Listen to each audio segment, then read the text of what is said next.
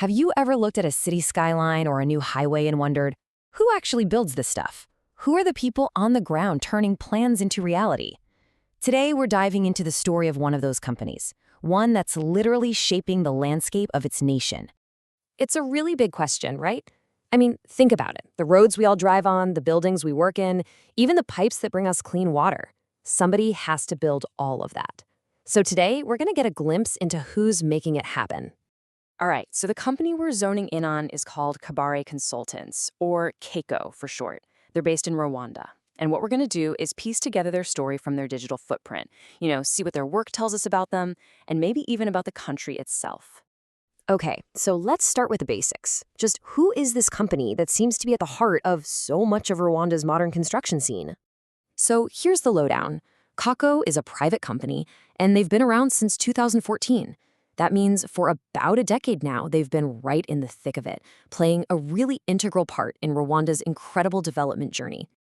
Now, this is where it gets interesting. Look at how they describe themselves, not just as builders, but as a trusted consulting partner. That's a huge deal. It tells you they're not just about the nuts and bolts. They're in on the project from the very beginning, offering their expertise and helping make those big strategic decisions. So we know who they are, we know their approach, but what are they actually building? Let's get into their specialties. And there you have it, buildings, water, and roads. These three things aren't just random services. They are the absolute backbone of any modern country. We're talking about shelter, public health, and the economy itself. This is fundamental, foundational work. All right, so we've covered the who and the what. Now for the really fun part, seeing the proof. Let's actually look at some of their projects and see how they bring these blueprints to life out in the real world. First up, homes. They're involved in putting up apartment buildings in places like Nyarutarama and Kimaronko. And think about it, these aren't just structures. They're creating communities, shaping how people live and grow in a city that's developing so fast. And of course, it's not just about where people live, but where they work and do business.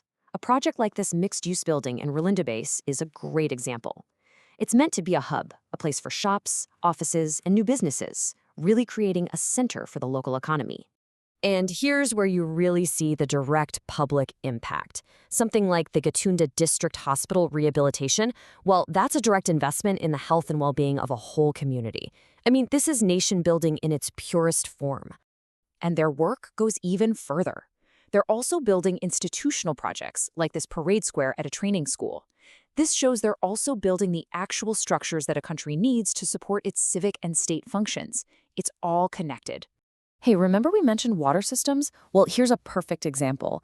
The construction of in-your barge, which just means building a dam. This is super specialized work, and it's absolutely critical for things like a sustainable water supply, farming, you name it.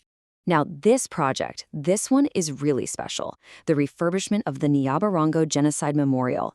It shows that their work isn't just about building what's new. It's also about carefully preserving the past and honoring a nation's profound history. That's powerful.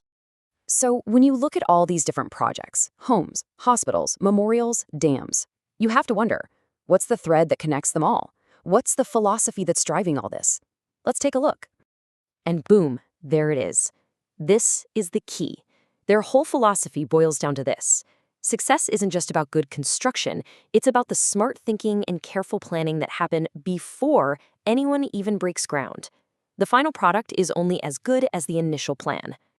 So yeah, this focus on solid planning and smart decisions, that's what turns a bunch of separate construction jobs into a coherent vision for a nation's future. It's how you build things that don't just stand up, but that actually last, because they were built with a purpose from day one. So I guess that leaves us with one final thought. When you look at everything a company like KACO has built, the homes, the hospitals, the memorials, you're not just looking at buildings. You're reading a story of recovery, of strategic growth, and of incredible ambition. So the question is, what do you think that story tells us about where Rwanda is headed next?